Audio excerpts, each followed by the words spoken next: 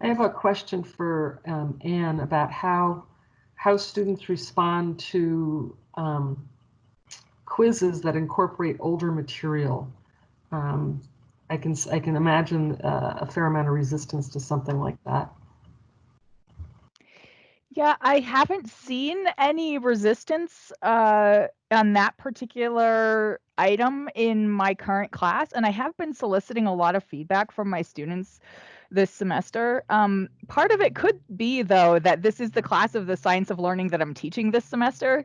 And so these are students who are also learning about the science itself and sort of the method behind the madness of some of the strategies. And I'm always continually reminding them about why we're using certain strategies, because we're trying to practice, and that it's because we're trying to practice the science of learning in our own strategies for this class. And so that could be a part of it.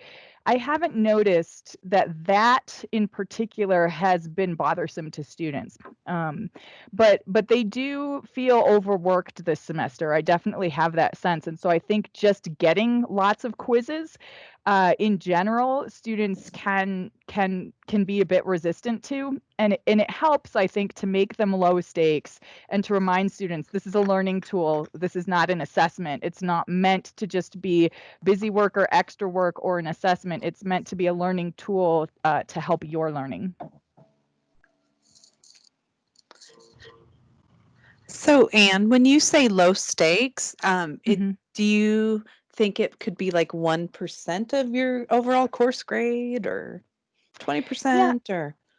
and that's really up to the instructor. The way that I make them low stakes is that basically everybody is able to get 100% of whatever the points are. And so they get, in my class, again, these were participation points when we met in person. So everybody who was in class participating would get points for participating, and it wasn't about accuracy or assessment so much as the learning tool itself and the process of participating for the learning experience.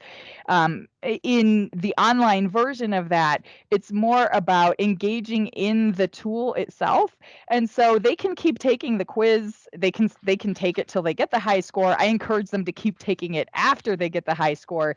For me, it's just 5 points per quiz, which is a very small fraction of the overall course grade, but everybody can get the maximum points. So regardless of what fraction of the course grade it were to end up being, they could still get the maximum points by continuing to take the quiz, because it's about the learning experience and not about being punished, if that makes sense.